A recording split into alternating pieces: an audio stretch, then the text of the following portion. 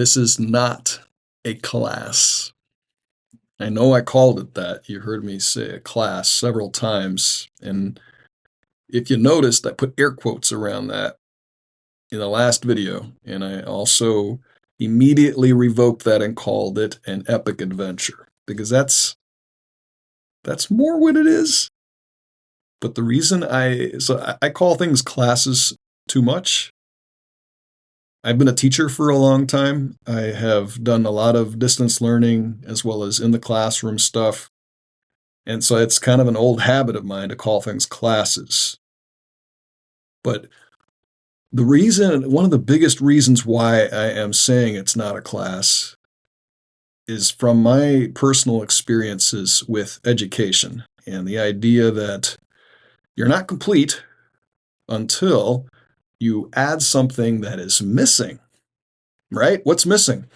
And teacher says, well, I've got a syllabus for you, and here's all the things that are on this piece of paper that you need to check every single box off before I can give you this other piece of paper that says, hey, you're certified to do what? What's that certification? I mean, is it valuable anymore? Is it only helpful for the current trends of today? And then, go back to school, because now you got to retrain.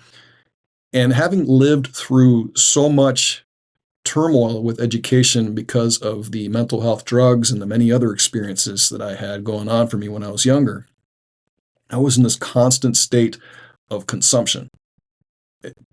Consume. That's all we really know. Or that's all we are really taught growing up, is that you are never complete.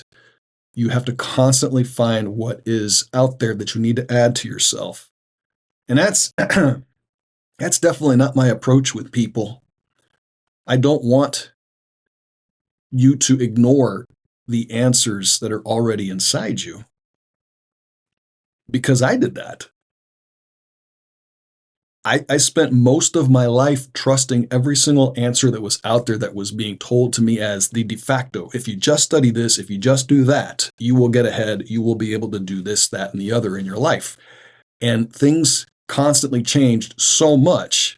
And I mean, things aren't getting any better with change. Things are just getting rapidly more changing, that it became impossible to keep up with change. And it just became an overwhelming experiment in failure after failure, until I finally had an experience that reminded me I knew the answer. Long before the world happened to me, I knew who I was. Somehow, I forgot. And that became a bit of a slogan of mine. You might have seen this in some of my videos where it says, you knew the answer long before the world happened to you. I believe that's true. And I'm going to share a story here in a little bit of one of these experiences I had, but I want to be able to give you a safe space to explore the answers that the world has potentially asked you to keep quiet about, because it's not what's in demand currently, today. It's not the current trend. It's not the current technology. It's not the current political correctness, whatever. There's this guy, his name is Doug, good friend of mine, and one of my experiences was just having been the frontman to a grunge band in Dayton, Ohio. And it came about as a very strange occurrence through all kinds of other things that were competing for my attention at the time, but I'm glad it happened. And he asked me to speak up on behalf of myself, something I had not had happen to me since early college. I'll watch this with you here, and then we'll regroup here in a second. And this guy came up, and as I was feeling really seriously overworked, I once again got this level of encouragement from another friend. Piece of worthless advice from Doug, part 14.376. When you talk slower, you sound way more heartfelt. So when you speak and do your audiobook, speak like you just did in that prayer. You move me to tears, brother.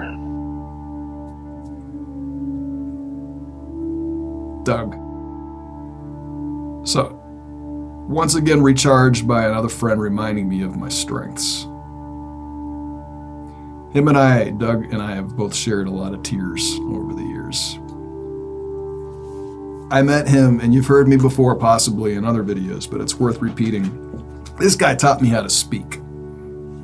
I had been on the mental health medications for 26 years by the time I met this cat, was still on them, and we formed a band with 5 people, 3 brothers, and 7 bassists, but 1 bassist that kept changing over the years, and then me, the vocalist, who didn't know how to speak.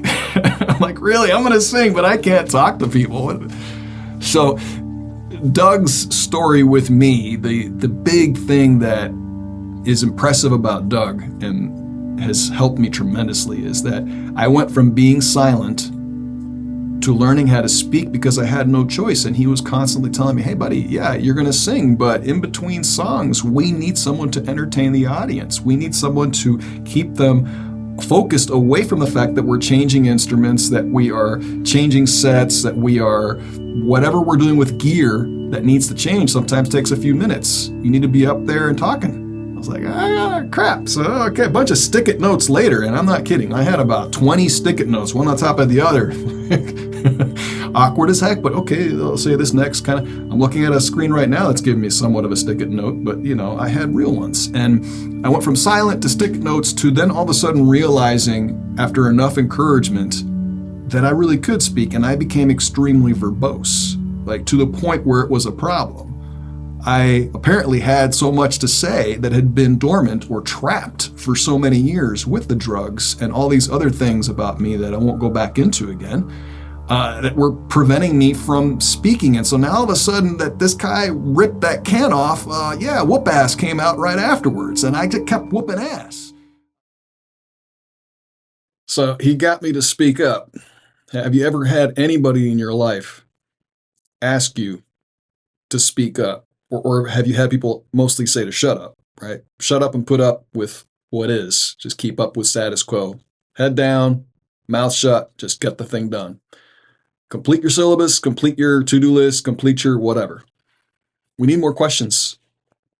These guys, when I was part of that band, asked a lot of questions. They got me to speak because we had a need to. As a vocalist, it wasn't enough to just sing. I had to actually entertain the crowd, and that was super scary, especially after having been a mute for so many years. But the environment that these guys provided was a safe one. Our focus was on music, and this is not going to be a focus on music. What we're going to be doing is based on whatever your interest is. That's the beauty of this. There's no agenda to a specific end other than what your end is. Like, questions bring out interested questions. People who are actually sincerely interested in what you have to say bring out of you the answers that were planted in you long ago, that you were meant to do something with. Education, unfortunately, I'm not against education, but the systems of education we have, they unfortunately repress most of the time and mute the answers that we had in here because the answers are already outside. We don't need yours. We need you to learn our answers. You ask the questions. We'll tell you what to do. No. We need to reverse that. These guys provided that environment where we sincerely had questions of each other's proclivities, interests, abilities. And because of that, we were able to do some pretty crazy things that by ourselves individually, it would have never happened. And that's one of about 3 different experiences that got me to this point where I decided to create this Shhpeak Up. And it's an experience that I will be teasing out more and more information about as these episodes go on. But one of the main things is to create a safe space where we can ask each other honest questions and tease out the answers that we already have, but maybe have been too afraid to speak on behalf of. So of the very many things that this year-long experience is going to be, of which a class is not one of them. I will be inviting you all to speak up on behalf of yourselves and share your answers with us. See you in class. Not class. Catch you in the next episode where we reverse this and I ask you whether you've ever been asked to shut up